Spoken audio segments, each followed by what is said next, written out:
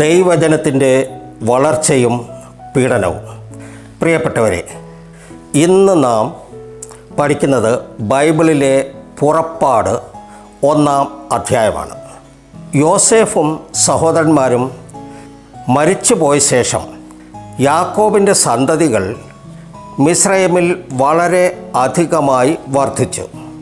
ദൈവത്തിൻ്റെ അനുഗ്രഹം അവരുടെ മേൽ ഉണ്ടായിരുന്നു.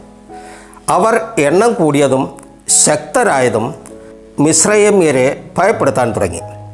അപ്പോൾ യോസഫിനെ അറിയാത്ത ഒരു പുതിയ രാജാവ് മിസ്രൈമിൽ അധികാരത്തിലെത്തി. ഇസ്രായേലിയർ ശക്തരാകുമോ എന്ന ഭയം കൊണ്ട് രാജാവ് അവരെ അടിമകളാക്കി കഠിന പ്രയാസമുള്ള ജോലികൾ ഏൽപ്പിച്ച് അവരുടെ ജീവിതം ദുഃഖകരമാക്കി. എങ്കിലും ഒരത്ഭുതം സംഭവിച്ചു.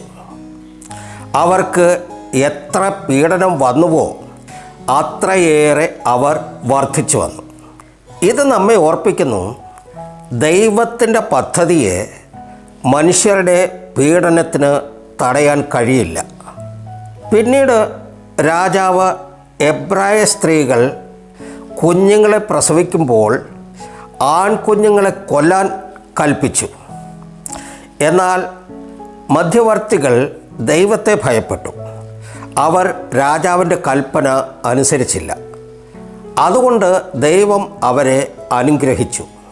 അവസാനമായി ഫറവോൻ എല്ലാ ആൺകുഞ്ഞുങ്ങളെയും നൈൽ നദിയിൽ എറിയാൻ കൽപ്പിച്ചു. ഫറവോൻ ഇവിടെ കഥ അവസാനിച്ചു എന്ന് കരുതി. പക്ഷേ ദൈവത്തിൻ്റെ രക്ഷാപദ്ധതി അപ്പോൾ മാത്രമാണ് ആരംഭിക്കുന്നത്. ഇവിടെ ഒരു സന്ദേശം നിങ്ങളോട് അറിയിക്കുന്നത്, ദൈവം നിങ്ങളോടൊപ്പമുണ്ടെങ്കിൽ പീഡനം നിങ്ങളെ നശിപ്പിക്കില്ല. അതിലൂടെ ദൈവത്തിൻ്റെ മഹത്തായ പദ്ധതി വെളിപ്പെടും. ദൈവം നിങ്ങളെ ധാരാളമായി അനുഗ്രഹിക്കട്ടെ.